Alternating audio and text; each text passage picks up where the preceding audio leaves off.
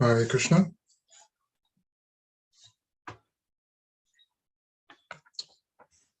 So every Thursday, we will be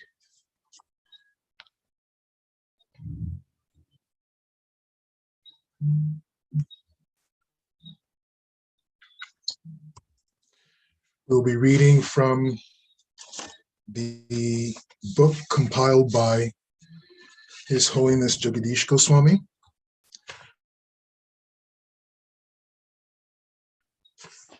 It was put together in 1982, so quite some time ago, well, in fact, 40 years ago, by formerly Jagadish Goswami, who was then ISKCON's Minister of Education. So we will, every Thursday, we will read from this book.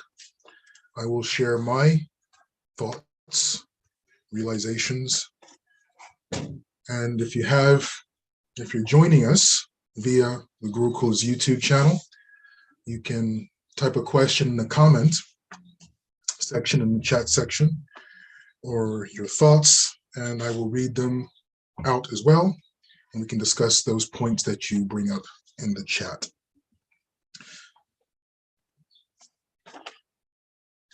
Namo Vishnu Padaya Krishna Krishnaya Bhutale Srimati Bhakti Vedanta Swamiti Namani Namaste Saraswati Devi Gauravani Pracharine Nirvishesha Shunyavadi Paschatya Desha Tarine.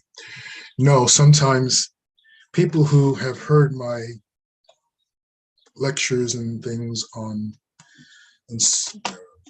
discussions know that I always chant Srila Prabhupada's Pranam mantra, and I've gotten the question a number of times, am I a Prabhupada disciple? No, I'm not. And then they assume I'm a Ritvik. No, I'm not. My spiritual master is His Holiness Bhakti Tirtha Swami. But I recite Prabhupada's Pranam mantra because I do know that I certainly intend to reach a large audience, and others have various opinions about various Vaishnava acharyas, but we can all agree that we are in the house in which Srila Prabhupada built. So by chanting his Pranam mantra, I'm trying to show my respect for those who want to honor Srila Prabhupada primarily, first and foremost, which I also want to do. Anyways, let's get to it. I'm going to read the foreword. Here's the book here. I'm going to read the foreword, which was written by His Holiness Satsru Das Goswami. And he writes, as followers of Srila Prabhupada, we naturally want to do everything Srila Prabhupada's way. His way is our way. So the foremost feature of this book is that it sets forth Srila Prabhupada's way for ISKCON Gurukulas to be run, now and in the future. I would like to say, I am putting together a teacher training program for the MVI Gurukula primarily based on this book and the teachings of Srila Prabhupada from this book. It really is an excellent book. However, I was unable to find it anywhere. I actually contacted the BBT. They don't have any copies of it. I contacted Krishna.com or the Krishna store. They don't have any copies of it. I even went on Amazon to see if some devotee somewhere in the backwoods of Siberia was selling a copy. Couldn't find it on Amazon either. It says here the first printing was 1982 with 1,000 copies, and there was no second printing, so there's only 1,000 of these copies. If you have a copy, treasure it. I got this copy myself about literally 30 years ago. 30 years ago. I was in Mayapur, and I got this copy from Burijan. He gave it to me when he knew that I was trying to start off my career as a Gurukul teacher more than 30 years ago. So I thank him for that. Have had it ever since. Anyways, I'm saying that to say this. The way Jagadish Prabhu, I suppose we should call him now, set up this book, it has all the quotes. It really is a wonderfully put together book because it's all the quotes of Srila Prabhupada he ever said or wrote about education and Gurukula. And then, of course, Jagadish Prabhu puts his little purports beneath that. But it has all of the original instructions verbatim that Srila Prabhupada gave in conversations, letters, excerpts from his books, all categorized and laid out very nicely. So Satsut Maharaj is correct. This really is quite a nice book in that regard. Let's continue. Srila Prabhupada has done much more than simply offer us the Gurukul system in the traditional sense of the word. Rather, he has updated and applied the Vedic conclusion for our age. Prabhupada's instructions on Gurukula are more valuable than the statements in the Shastras. One would think that that's a controversial statement. I don't think so, because Prabhupada, as Satsut Maharaj mentions, he really did establish what Gurukula should be, despite the fact we were in this modern age. Of course, this was Prabhupada established Gurukula in 1972. But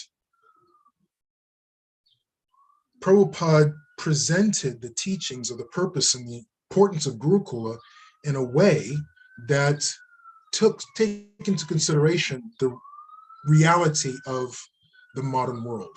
So even though Gurukula is a very, very traditional institution, educational program, the essence of it is applicable. And Prabhupada was able to take that essence and show how it is applicable in the modern context. So in that way, I do agree with Satsut Maharaj that Srila Prabhupada's rendition of the Gurukul program for us is better than, better is the wrong word, but it should have preeminence rather than going to try to establish Gurukula as it was traditionally practiced in the days of yore. That's my personal opinion. In other words, the Shastra is deep and complex, and there are various applications of Shastric injunctions and many opinions. The surest entry into the understanding of the Shastra in regards to Gurukula and any other ISKCON project, and the safest application of those Shastric principles is to be found in strictly following Srila Prabhupada's instructions. Again, that's the beauty of this book, I believe, is that Srila Prabhupada's instructions are in black and white, crystal clear. They cannot be an excuse that we don't know what Srila Prabhupada wanted. That is just something that cannot be as an excuse for either not carrying out his instructions or for carrying them out in a wrong way, for lack of a better term.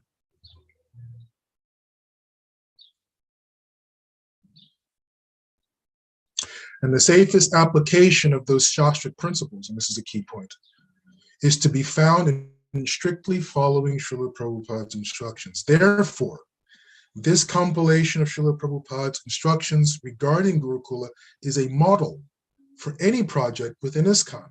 And I agree with that as well. Of course, it's just my opinion, but that's the standard. How does Srila Prabhupada, that's the instruction sometime. It's another reason why when you hear me talk or you hear me give a lecture or discussion, and I chant Srila Prabhupada's pranam mantras, it's also to share with the various devotees and parents that Srila Prabhupada is the Gurukula of MVI Gurukula. Srila Prabhupada is the Acharya of the Gurukula. And everything that I put together and teach, all the processes I want to establish within the MVI Gurukula is based on the teachings of Srila Prabhupada and how he envisioned Gurukula to be executed.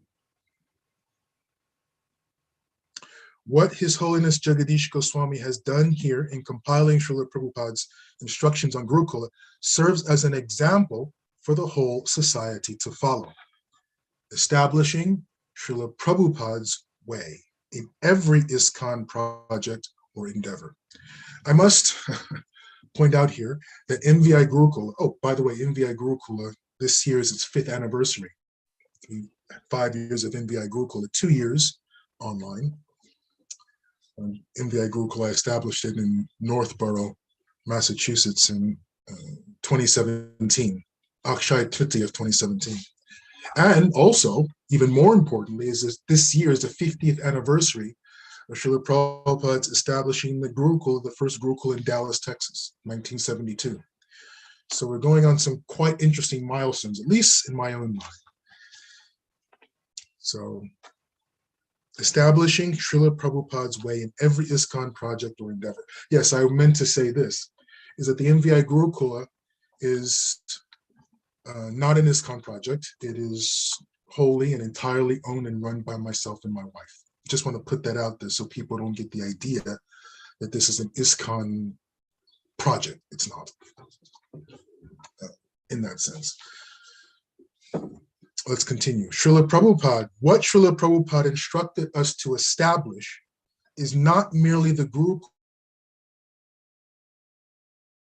in the traditional Hindu sense of the word.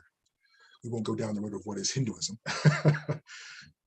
The Gurukula system Srila Prabhupada envisioned is distinct from mundane ways of education and even from many so-called Gurukulas still existing in India today. And that is something to recognize and to acknowledge that, pardon me, Srila Prabhupada's establishing of Gurukula really was particular. In other words, he was taking the principle of Gurukula education, and he was adapting it to the needs of ISKCON in terms of growing the ISKCON project, growing the ISKCON society in the modern world as well. So Srila Prabhupada's application of, in my own opinion, the application of Srila Prabhupada of these principles of Gurukula were quite specific in terms of what he expected to come out of the Gurukula program, in terms of the Gurukula graduates. So in that sense, what Srila Prabhupada established as Gurukula is different from traditional Gurukulas that you would see in India today. I mean, of course, Satsrit Maharaj is writing this in 1982, but even today, in fact, today there may be more Gurukulas now than there were back in the 80s. I don't know. But I have visited numerous traditional Gurukulas in India back in my time when I was living there. And they are distinct from what Srila Prabhupada wanted ISKCON Gurukulas to do. Very similar, very, very, in terms of, in fact, identical in terms of the educational, the pedagogy, if you will. The Gurukul pedagogy was identical, but the end purpose of ISKCON Gurukulas was quite different from the end purpose of some of the, at least some of the traditional Gurukuls I visited in India. Their end purposes were often to establish or to produce Panditjis, Pujaris, really, or Sanskrit scholars even. But Prabhupada, you see, when we hear about what Srila Prabhupada wanted for his Gurukul graduates, he really wanted them to come out and to be leaders of society, not just experts in a field of study, but actually leaders, Krishna conscious leaders in society, in every aspect of what a society, not ISKCON society, greater society needs. So that's actually an important distinction to be aware of when we talk about ISKCON Gurukulas as Srila Prabhupada envisioned them and traditional Gurukulas as they are currently functioning, many of them as they're currently functioning in India today. The aim of Gurukul education as taught by Srila Prabhupada is to free the student from the cycle of birth and death and make him a devotee of Krishna.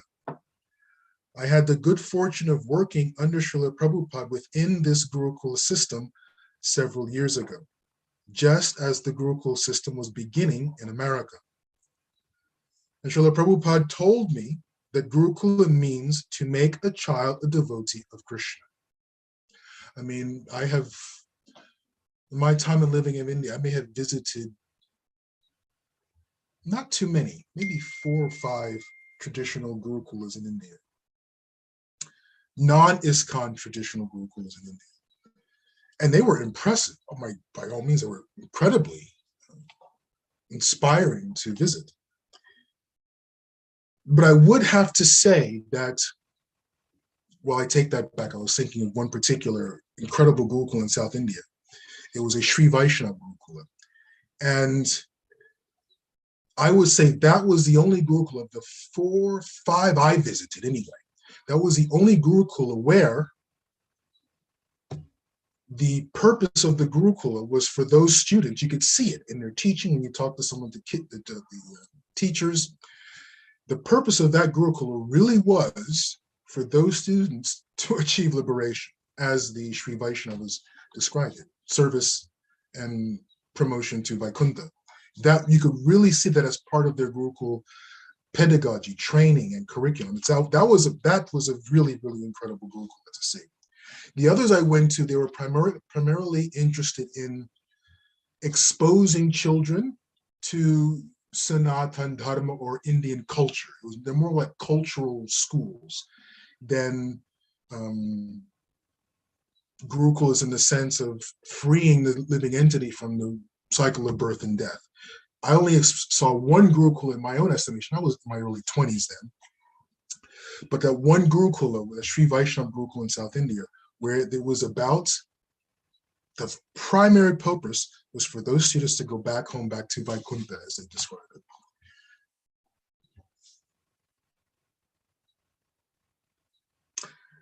He, Srila Prabhupada, said that the essence of Krishna conscious education could be summarized in the Bhagavad Gita verse, Manmana bhava madbhakto madhya jivan namaskuru. This verse teaches 4 things. Always think of Krishna, become his devotee, worship him, and offer obeisances to him. This is the essence of Srila Prabhupada's way of Gurukul training. In Mayapur was going through a transition.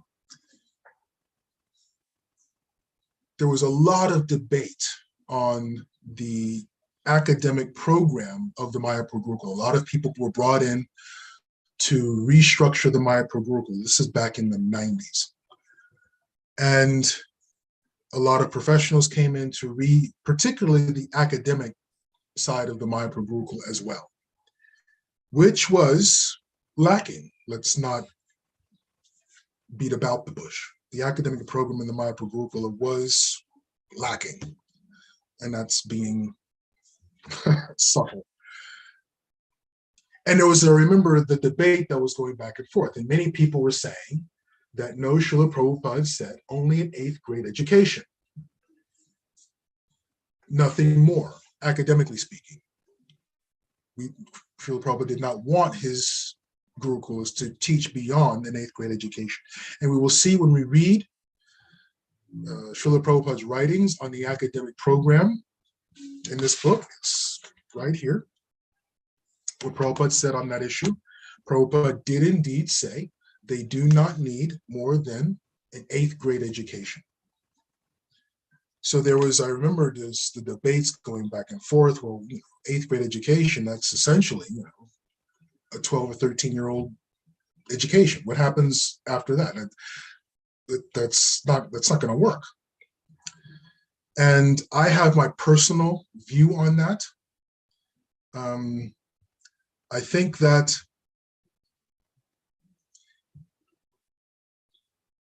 two things. I feel that what Srila Prabhupada was getting at is if students are academically inclined, I'm not going to talk about what Srila Prabhupada was getting at. I'm going to talk about my feelings on that statement, how I would execute on that instruction.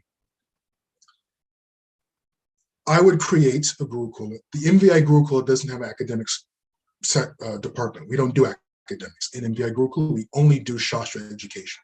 So it's not an issue for us. The students in MBI Gurukula, they go to school in their local community. So that's not an issue for MBI Gurukula. But if I were to establish a full-blown educational program with an academic section as well, how would I reconcile Srila Prabhupada's statement, 8th grade education, with the reality of a 21st century that in 8th grade education, you're essentially an illiterate. If you don't get at least a high school diploma, you are an illiterate. How would I reconcile those two, Srila Prabhupada's statement and that? I would definitely have a Gurukula which would graduate students to high school level without a shadow of a doubt. Because the way I see it is that Srila Prabhupada did not want his students to be considered illiterate or fools. And in this day and age, anything less, a high school education is not even considered educated. That's considered not even the bare minimum. A bachelor's degree is considered the bare minimum in this day and age. Srila Prabhupada does not want his disciples, his grand disciples, his Vaikuntha children, to be seen as illiterate and fools. Not only that, Srila Prabhupada did have high expectations for his students. And you can see when you read Srila Prabhupada talking about how he wants his students to grow up and to become leaders in society, you simply cannot do that with an 8th grade education. You can't. It's impossible. So the instruction that I look at in terms of reconciling this 8th grade education idea, the instruction I look at is, what does Srila Prabhupada want? What was his end product that he expected to come out of Gurukula? What was the graduate supposed to look like? The end product was supposed to be a strong Vaishnava, first and foremost, above all things else, a strong, dedicated, sincere Vaishnava of high character. One. The second thing, and a close second, is the individual must be ready to lead in society, to contribute to society as a Vaishnava. In order to contribute to society, the individual has to have a strong academic education. That's what Srila Prabhupada wanted. So I would balance or reconcile that 8th grade education instruction of Srila Prabhupada with the fact that Srila Prabhupada wanted capable students to come out of Gurukula. And that capability requires, at the very, very bare minimum, a high school education, so that they can even go on to higher education to even be more effective in leading society. It's about giving students the skills to take up the leadership responsibilities Prabhupada wanted our students to take up in society. So when I was hearing, I was very young when I wasn't part of the debate. I was listening to the debate on the sidelines. That's what I came away with. Look, Srila Prabhupada wanted us, thinking back when I was hearing this debate from the sidelines, Srila Prabhupada wanted his students to be capable, contributing members of society. There's no doubt about that. So let's carry on here.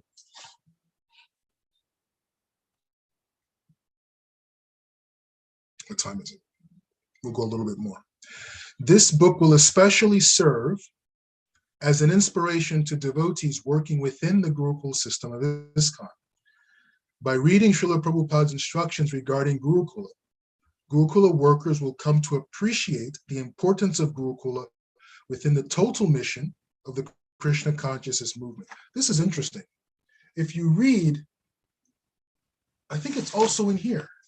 That quote is also in this book, but you'll find that quote in many places. Yes, but it's in this book as well, where Srila Prabhupada said, wherever there is an ISKCON center, he says, wherever there's one of our centers, there should be a Varnashram college. This is Srila Prabhupada's vision. For Srila Prabhupada, Varnashram College was an extension of Gurukula. In fact, he said the 12-year-olds should go from Gurukula to Varnashram College. That's my story as well. I was in Gurukula in Los Angeles, Lake Huntington, up until I was 10 years old, and then went to Vrindavan because I was old enough. That's where Varnashram College was. The Varnashram College was in Vrindavan Gurukula, back in the early 80s. That was Srila Prabhupada's, how he structured it. 11, 12-year-olds, they leave Gurukul and go into the Varnashram College and carry on from there. But that was his instruction. Wherever there's a center, there should be a Varnashram College. This Varnashram College was also, by the way, supposed to teach the Bhakti Shastras for devotees to become initiating gurus. And I have a whole video on the whole Diksha Guru issue and female Diksha Gurus and all that. And we find out the instruction about how Srila Prabhupada said the qualification is when my disciples become Bhakti Shastras, they can then initiate disciples. That was supposed to happen through the Varnashram College. So we have another 2 paragraphs to finish the foreword. We'll finish the foreword today.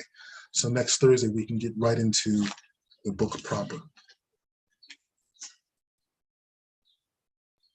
Even persons concerned not with Gurukul education, but with mundane education can benefit by reading the practical instructions in this book. However, such persons should not attempt to evaluate the Gurukul system as presented by Srila Prabhupada through mundane speculation or material judgment.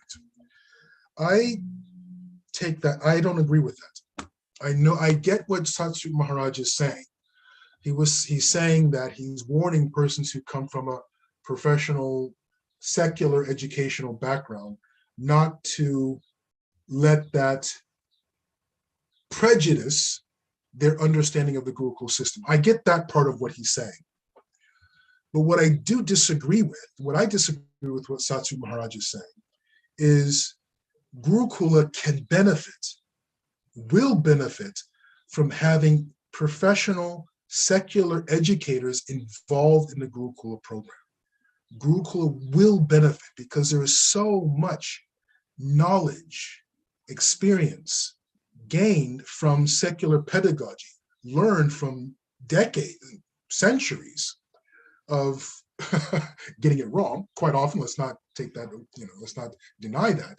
But there is so much incredible knowledge and experience in the secular education arena that it can, if brought in with a respect of the principles of Gurukula, the two bringing those together, that is where there is success to be had. Srila Prabhupada would often say, he would compare that bringing the East, the wisdom, the spiritual wisdom of the East, together with the know-how of the West, we could change all of human society. It's a similar take, I believe. If we take the experience of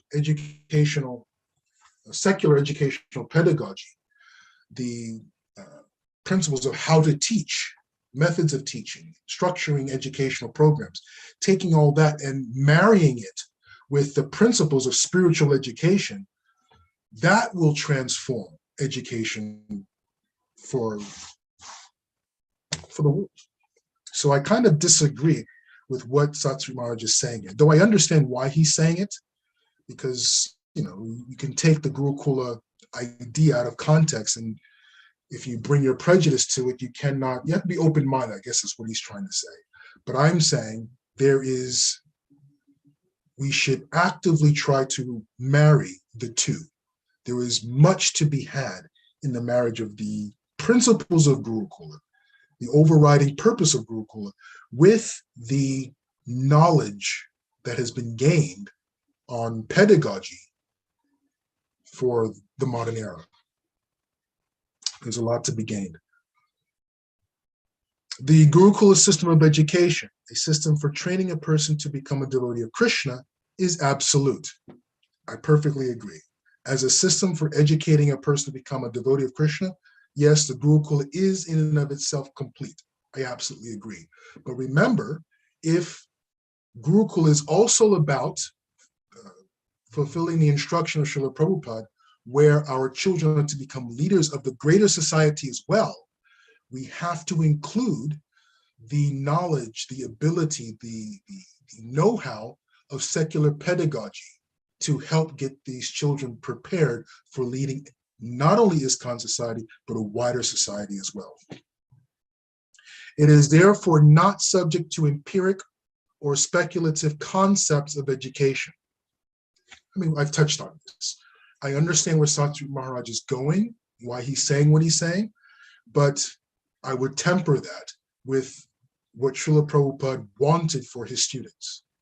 These Gurukul students are to be the leaders of not just ISKCON society, but the greater society as well. And for that, they need an incredible amount of experienced, knowledgeable educational philosophy. And that is to be had from the secular education world. Finally, I think it's important to note that Jagadish Maharaj is an exemplary Gurukul teacher and leader. Okay. Jagadish Maharaj, let's put it this way, Jagadish Maharaj, Jagadish Prabhu. And for full disclosure, my first guru was Jagadish Maharaj. I took initiation from Jagadish Maharaj because, as some of you may know, since I was 9 years old, he actually inspired me. It was an interaction with him that I resolved that I want to be a Gurukul teacher. And I went through Gurukula. I took initiation from him, first and second. And he empowered me. He shared all kinds of his experiences. When we come to the Mayapur festival for the GBC meetings, every year I would take care of him and I would serve him sometimes. And that's how actually I got this book. One year when he came, he and Burijan Prabhu stayed in the same, they put them both in the same room in the Lotus building. And of course, I was going to take care of Jagadish Maharaj, take care of his clothes, his prasadam and everything. And I also took care of Burijan Prabhu's clothes and things like that. And that's how Burijan Prabhu gave me this book. And so Jagadish Maharaj and Burijan Prabhu, that particular year anyway, gave me all kinds of, then at that time I took initiation when I was 17 and I became a prefect. So I would share, not a lot, I was still very young, but I would share some issues discipline issues with kids, and Jagadish Maharaj, sometimes Burijan Prabhu, would share all kinds of tips and ideas and things like that. So I got a lot of validation. My desire to be a Gurukul teacher those flames were fanned and encouraged by Jagadish Maharaj. So in that sense, there is a corner of my heart that has an appreciation from him helping me and inspiring me to embark on this career that it's my first love. So I'm putting that out there as full disclosure. However, Jagadish Maharaj, and you will actually hear, because Jagadish Maharaj comments on various teachings, various instructions of Srila Prabhupada. Jagadish Maharaj comments. And there are many of the comments here that I personally disagree with. And Jagadish Maharaj was never my direct teacher when I went to Gurukula. I'm 50 years old now, but I'm actually one of the younger Gurukul students. There are Gurukul students who are actually in their 60s, believe it or not. So I'm actually of that cohort. I'm of the younger cohort. The Gurukul students who went to Gurukul, I didn't go to Gurukul in the 70s. I went to Gurukul in the 80s onwards. I'm of that cohort. But there are Gurukul students from the 70s who started a decade before I did. They had experiences more direct experiences with Jagadish Maharaj as a teacher. So in some cases, and I've heard many stories, in that sense, his legacy is tainted due to some interactions he had with other students. Not, make this very clear, not sexual abuse, but rather a strict application of discipline, physical abuse. I take that, I don't want to say physical abuse because that really kind of opens up a whole can of worms. So I'm not saying I haven't heard issues of physical abuse by Jagadish Maharaj, but he did have a strict interpretation of what discipline was. And I'll leave it at that because, again, I don't know this from firsthand experience. My experience with Jagadish Maharaj has been uplifting. But again, my experience with Jagadish Maharaj has always been, I mean, I've sat in meetings with him in Ishtagoshis, they used to call him back then, where, we would come, a bunch of 10-year-olds would come and sit with him and he would either tell stories, he would ask how we were doing, little things like that. He was never my direct ashram teacher, classroom teacher, or anything like that. And when I had personal association with him later on, he was no longer the Minister of Education. He was no longer even involved in Gurukul education at all. I was 17 years old and he was not part of Gurukula, and he was just inspiring me as my guru and sharing with me in that capacity. So that's my experience with Jagadish Maharaj. So what Satsru Maharaj is saying here about Jagadish Maharaj as an exemplary Gurukul teacher and leader, I don't have firsthand experience of that. Others do. And his legacy as a Gurukul teacher and leader is colored. It's not as bad as far as I know, but it is colored, it is tainted. You'll have to talk to and research, go to the CPO files, research that if you choose to. But that needs to be said. All right, let's start wrapping this up here. As opposed to modern materialistic concepts of education, in which the character and personal behavior of the educator are of little importance, the Gurukul system of transcendental education places great importance on personal character. Yes, because Gurukula literally means the home of the guru. So the guru is the acharya, right? Acharya means by example, by behavior, they are exemplary. Jagadish Maharaj's Vaishnava qualities, his example in teaching us how to appreciate and how to study Srila Prabhupada's books, his personal humility and fair-mindedness, and many other good qualities certify him as a qualified teacher of spiritual education. Pure instruction in Krishna consciousness can come only from one who is pure in character. And Jagadish Maharaj personally embodies the qualities he teaches in the Krishna conscious education system of Gurukula. So, as far as Jagadish Maharaj Prabhu's legacy, you researched it on your own. I will say it is tainted, not nearly as to extent, and I'm not going to characterize it as abuse, because the stories I've heard, I would not characterize it as abuse. Getting off into a whole other tangent, actually I won't go into the tangent of abuse here in this video. That's for another time. It will come up, just as we read through this, issues of child abuse will come up. That's part of child abuse is an ugly side of education. We just simply cannot get away from it. So next Thursday, we'll go into the book itself. That was the foreword. So we'll read the introduction by Jagadish Maharaj himself, I believe it is, and then get into the book next Thursday. So I'm looking forward to seeing you next Thursday. Also, we have Bhagavad Gita class every Tuesday at 7 p.m. So you can join for Bhagavad Gita class. Next week, the shloka we're doing is chapter 4, text 13. Chaturvanyam Mayashristam. We'll go into that verse.